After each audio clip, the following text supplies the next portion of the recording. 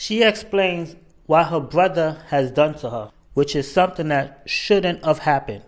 What's up, bitches? So I'm gonna put y'all in my business real quick. I'm gonna try to keep this as short, sweet, and simple as possible. It's a really long story. Like, it's been going on majority of my life, but like I said, I'm gonna try to keep it short.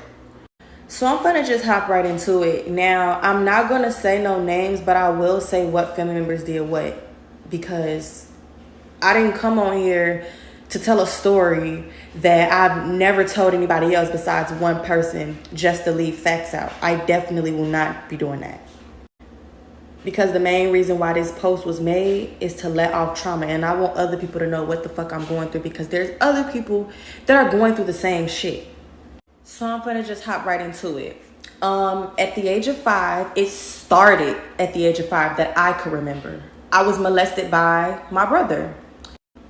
Now, the reason why I could remember this trauma from so early on in my life is because this trauma was prolonged up until the age of 16, going on 17. Like, I was a junior, senior, whichever one in high school as this was still going on.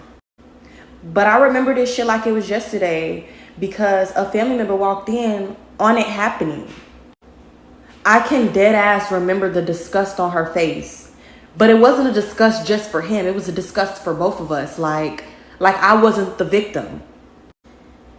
Now, y'all, when she walked in, I don't remember her exact words because, again, this was so long ago in life. But it stuck with me because it's some fucked up shit to do to your own sister. And mind y'all, I look like a spitting image of this dude. Like a spitting image. It's sick. So basically, you laid down with yourself. But anyways, okay, when this family member walked in, which is my granny, she walked in on it happening. I'm going to assume for her that she never brought this situation back up because we were young. And I'm just going to assume she thought we were too young to understand what was going on. All I remember is us being on the phone with one family member. I don't remember if it was my auntie or my father, but either or, if we were on the phone with either one of them, it still don't make it okay for the fact of, one, he didn't get his ass beat for the situation. 2, nobody chastised nobody. Nobody lectured us. Nobody sat down with us and told us that it wasn't okay. Nobody told him anything. Nobody told me anything. Like, I'm not just putting this off on him. I'm not just saying like, oh, he's the only one that's supposed to have the lecture. No, we both should have had that lecture, because now that we didn't, and now that I'm older and I know that shit was wrong, it stuck with me and it's fucked me up, hopefully, y'all. Like, still to this day, my granny never, ever brought it up after it happened the first time. So, okay, boom, this day passed, y'all. Nobody got in trouble. Nobody had a lecture, talk, no, none of that, right? Days, weeks, months, years go by. And I'm just sitting back like, I might have been young, but I definitely remember that shit happened to me. Who wouldn't remember that? So I'm just sitting back and I'm like, okay, I'm old enough now. I'm ready for that talk that was never talked about.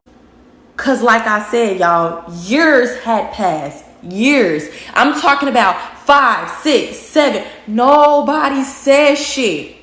And this was around a time where I moved out. You know, like, I was there with my mother. Like, I never brought it up to nobody because there was always this saying that went around when I was younger. If you lie a lot, no one's going to ever believe you. So you know what the fuck I did? I took that shit and I ran with it. And I really believed that nobody was going to believe me, because you know why? Because my brother, the one that molested me, was the goody two-shoes in the family. He was the goody two-shoes out of the siblings.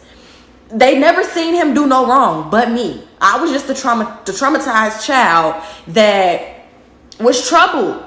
I was the troubled child. Like, nobody could ever figure out what was wrong. No, y'all knew what the fuck was wrong. Well, you knew what the fuck was wrong and you didn't say nothing. You didn't say nothing. So about 15 to 16 years go by and I finally tell my mom. And I'm not here to bash anybody, but I just did not get the reaction I thought I was going to get. I didn't want a lot of sympathy, but I did want a convo. I wanted to talk. Like, I still need that talk. Y'all, I never once had a talk about the birds and the bees.